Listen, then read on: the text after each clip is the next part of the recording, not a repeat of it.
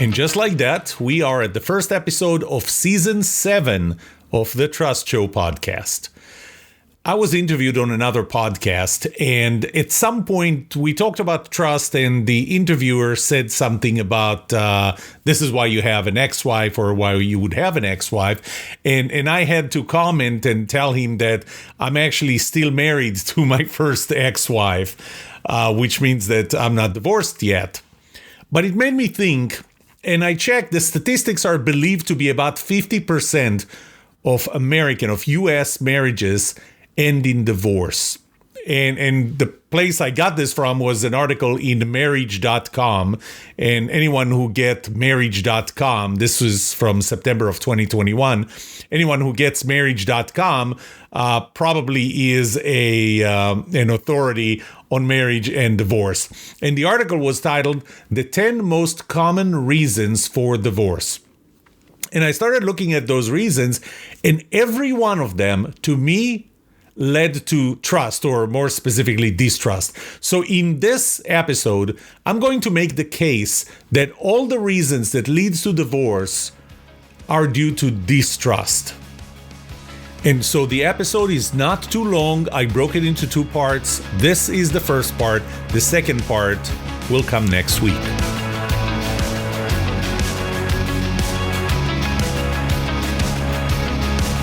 Welcome to the Trust Show. I'm Yoram Solomon, your host, the author of the Book of Trust, and facilitator of the Trust Habits Workshop. My mission is simple. I want to help you form habits that build your trustworthiness, because the answer to this question will have the biggest impact on your personal and professional success or failure. Can I trust you?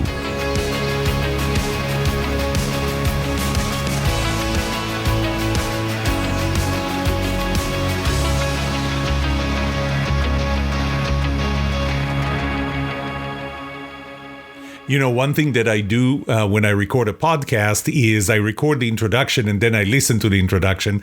And I just listened to the introduction to this episode to realize that I said that I'm still married to my first wife. I haven't divorced yet. And I wanted to make sure that you understand that I don't have any plans for divorce. My wife sometimes listens to this episode. I want her to know that I'm not suggesting divorce. We're happily married. In fact, this April, we're going to celebrate 30 years of marriage. In this episode, I am reflecting on, for example, stories that I read from a friend of mine, one of Israel's leading divorce attorneys, Amy Boney, who's married to my childhood friend, and we became friends on our own. I quoted her in the Book of Trust, and I get a lot of content from her posts on Facebook and other places, her articles, and now she has a podcast. I wish I could refer you to her podcast, but it's in Hebrew. The article that I talked about, the article in marriage.com, the September 2021, from September 2021, that was titled 10 Most Common Reasons for Divorce, quotes a study that was done by the Austin Institute for the Study of Family and Culture. And they use data from 4,000 divorced adults to collect what are those top 10 reasons. Now, I should start by saying that trust is continuous. This is the first law of trust. So there is no such thing as I trust my wife, I don't trust my wife. There is the level, or my wife trusts me, or she doesn't trust me. There's really a certain level that's required in every type of relationship. And I'm going to say that the level of trust required in a marriage is higher than, let's say, a one-time business relationship. There is a lot more at stake, and when there is more at stake, the trust has to be higher to compensate for the risk for all those things that are at stake. You need a higher level of trust to compensate so you will feel safe and not feel danger. There are children involved in many cases, and the welfare of those children, who gets to stay with the children, that's at stake. The finances, I mean, really, everything that you own is in this marriage. And so there is a lot to lose if the marriage falls apart. Probably if you break finances of a couple in two different parts, but the two members of this former marriage have to live apart, then the expenses are higher. There could be pets, not children, but pets that are at stake. Happiness. I mean, a big part of your life is spent in your family, within your marriage, if you're married, and that's at stake. All of those things are at stake, and because of that, the level of trust required in a marriage is higher. It's higher, and this is the case I'm going to make, that because of that, a lot of the marriages fall apart due to distrust. So the level of distrust that breaks a marriage could be lower than the level of distrust required to break down a business relationship or a kind of not a very strong friendship. So I'm going to make the case, and the way I'm going to do that is I'm going to analyze the 10 reasons brought by this article in marriage.com as they quoted them, as they listed them, but I'm going to show you how each and every one of them is linked to one of the components, either the 8 laws of trust or the 6 components of the relative trust model.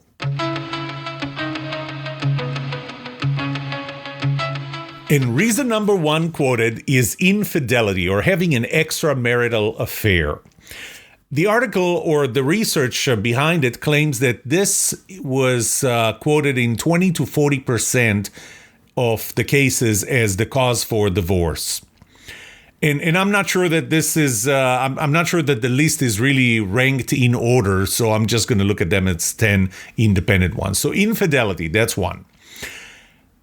There are 2 components of the relative trust model that I will correlate this to. The first one is obviously personality compatibility. And if you remember when I talked about personality compatibility, because trust is personal, and that's trust law number 3, there is a range of things, from things that are absolute to things that are personal. And at the absolute level are lying and cheating. And when you have an extramarital affair, I mean, you don't have that with the consent of your spouse. I mean, you obviously go behind their back. And so there's lying, there's cheating, there is misinformation, and that's at an absolute level. When somebody lies to you or cheats you, you're not going to trust them. That's absolute to everyone. But then there's the personal level. And at the personal level, this is where you really need compatibility, even if it's, opposite and complementary traits or characteristics. And when somebody has to go outside of the marriage to be with somebody else, I think that's an indication of incompatibility. A personality incompatibility. We used to be very compatible when we got married or before that, and we're not compatible anymore. The second component of the model is symmetry.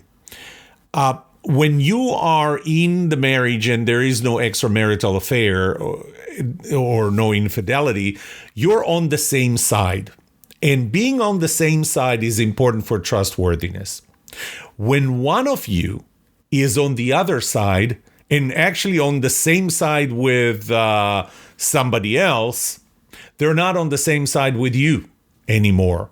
And that's part of symmetry, and that leads to distrust. So infidelity, to me, is really the result of personality incompatibility. It's one of the components.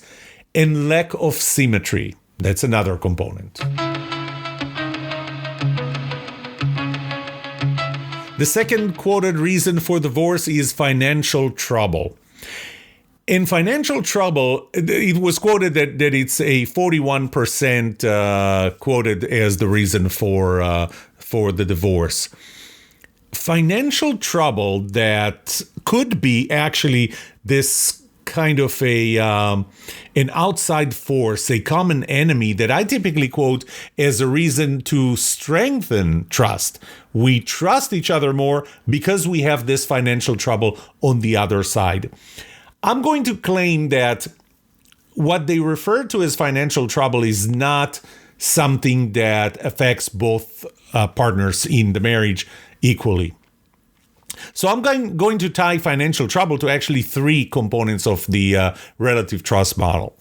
The first is personality compatibility. And I think that that's a strong one because we may have different spending habits. So wherever I'm frugal, my wife is not. Whenever she's frugal, I'm not. We have different spending habits. And one person looking at the other person saying, you know what, we are incompatible in our spending habits. And while I typically say that personality compatibility doesn't have to be that we're the same, we can simply be complementary, I would say that here, we probably need to be the same. We have the same spending habits. My wife and I look at things very similarly, at our spending habits very similarly, and we're highly compatible in that area. Then comes the symmetry, and not just symmetry, but symmetry of contribution and getting. And in one of my kind of experiments, I should say, I found that there is a 7.2 times higher gap in contribution and getting when you have low trust than when you have high trust. In high trust, the gap between how much we contribute and how much we each get is much, much smaller. But when there is a big gap between what one person is contributing and what one person is taking out of the relationship financially, that's a lack of symmetry that affects trust and specifically increases distrust. Finally, and it's not necessarily a big factor, but competence. You know, maybe one person looks at the other one as less competent in their ability to generate income. And that's typically when the gap between the income generated by one member versus the other might actually not work. And it's kind of hard to look at one person as, whether it's the husband or the wife, as you're the person who takes care of the house and raises the kids, and that's equal to what I do when I work and bring money in. But one member of the family, one partner can look at the other one and say, you know, or feel that they're not competent either in generating income or managing money or even being smart in how you spend or even invest it. So when one partner looks at the other one as being incompetent in those areas, they trust them less.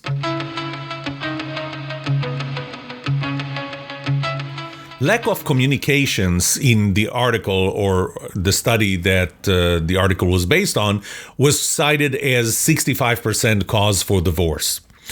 And I'm going to bring two components in one law of trust. So I'll start with the seventh law of trust, that trust is dynamic.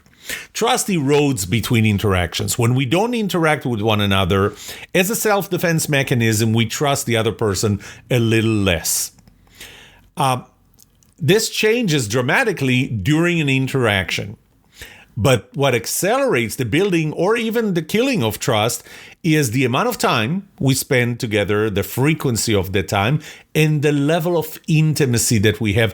And, you know, I'm not talking about intimacy right now. I'll get back to intimacy later. But I'm not talking about intimacy in terms of sex or anything like that. I'm talking about intimacy in terms of seeing each other, being in the same place at the same time, seeing each other's in face to face. And so when we don't talk enough, the only thing that's left is we have fewer interactions.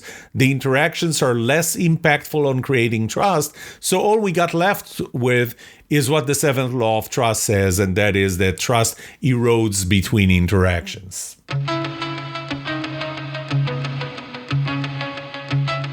Number 4 was constant arguing. You know, if we argue constantly, that's, according to the research, it's 57.7% cause for divorce. And I'm going to touch here on one component and its two subcomponents, and that's positivity. If the interactions are unpleasant, constant arguing is unpleasant. If the interaction is unpleasant, and keep in mind that bad is much stronger than good, and I made the case for it in several different episodes, an unpleasant interaction would have a much bigger impact on lowering the trust than a positive interaction would have on increasing trust. So, in kind of a back of the envelope, very, very high level, I would say 3 times. Okay, I'm kind of latching on to the critical positivity ratio of 2.9013, which, was argued later whether that's the right number or not. But let's just agree that bad is stronger than good. An unpleasant interaction would have a much bigger impact on trust, in lowering trust, than a positive interaction would have, a pleasant interaction would have on growing trust. But I want to touch on the two subcomponents of positivity. One of them is empathy, and I should say, or lack thereof. This is where we don't see the other side. We argue not because we agree with the other person. We argue because we disagree with them. And unfortunately, often this disagreement becomes emotional and irrational. And we take it very personal. And the most important part is that we don't see the other side. We don't see what they see, and we only see what we see. And that's lack of empathy. And lack of empathy is one of the bigger components of positivity. One of the two really subcomponents. The other subcomponent is the level of BS in every interaction. And that is really how we argue. And so do we use a lot of confirmation bias? Do we use a lot of metaphors, a lot of symbols instead of actually saying the words? Confirmation bias obviously is bad because the other side might say, wait a minute, you're only providing information or data sources that support your position, but you don't really consider mine. So the constant arguing has the biggest impact on the positivity component of the relative trust model, with both its subcomponents, both lack of empathy and a high level of BS. The fifth reason was listed as weight gain. There was no percentage of how weight gain affected the divorce, or directly or indirectly. But the way they said it, and this is a direct quote from the article, is that a significant amount of weight gain causes the other spouse to become less physically attracted to you. Now, this was a hard one for me on how do I translate that, but as I started thinking about it, what I found was that it does. One component is symmetry. And the lack of symmetry is what causes distrust or reduces trust. And the lack of symmetry would actually happen when I think only one of us is gaining weight while the other one keeps their weight. So, I hope my wife is not going to listen to this episode or this part of the episode. I think one of the great things about our relationship is the symmetry of it. We both gain weight since we got married. And by the way, that's a recipe to not, or a reason to not have one of us be the accountability partner on the other person's weight loss program, which is something that I advocate for in the book Worst Diet Ever, which was a book about how do you form habits that would help you lose weight. I'm using the same framework, by the way, to how do you form habits that will change behaviors and build trust. But that's besides the point. That's the trust habits framework. But that's the reason why one of us cannot be the accountability partner to the other. So symmetry plays a role here if only one of us gains weight while the other one does not. A second one is personality compatibility. And here's an interesting thing. when I did my survey of what's the most important quality for you in other people, 363 responses, 3 of them, by the way, trustworthiness was the highest one with 61.2%. I just want to get this one out of the way. The most important quality in 61.2% of 363 responses was trustworthiness. But in 5th place, with 0.8%, 3 out of 363 said good looks. Now, to tell you that I know for a fact that the respondents were not being cynical, sarcastic, or just, joking around, I don't know that because I don't know who the respondents are. It is anonymous. But I can still tell you that in that study, 3 out of 363 said that good looks is an important part of an important quality in another person, and that would play into the personality compatibility. Next one is intimacy, the component of intimacy. And intimacy, you increase intimacy and therefore you increase trust by correlating and seeing consistency between the words that your partner or you use when you communicate and their body language. Well, their body language, whether you like it or not, is affected by how they look and how different they look from you. So it can play a small role in intimacy. And finally, if one of the spouses, one member, one partner in this relationship keeps telling the other one, look, this is what I see when I look at you, and the other one just ignores it. It's when the other person ignores what you say and what you see, that's a problem. By the way, there's the flip side. The other way to look at it is if you keep telling me that, I look bad, whether it gets to the level of body shaming or just, it doesn't feel good to me. And maybe I can't do anything about it. Maybe I'm not motivated to do something about it. It's not a good feeling that the other person keeps telling you, you need to look better and you need to look better. And it certainly does not promote trust. I'm going to stop now. We're at the 22-minute mark, and I'll continue with the other 5 components or the other 5 reasons why people get divorced in next week's episode.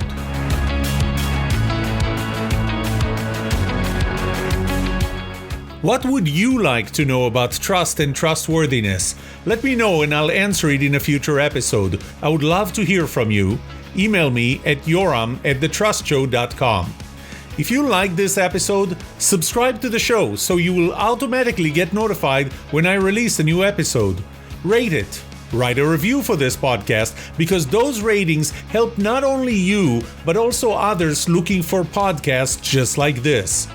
If you're looking for more resources to learn about how to build trust, be trusted, or know who to trust, look up my workshops, online courses, books, or go to my website, trusthabits.com.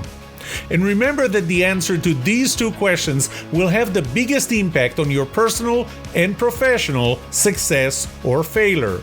Can I trust you, and can you trust me? Thank you for listening or watching The Trust Show.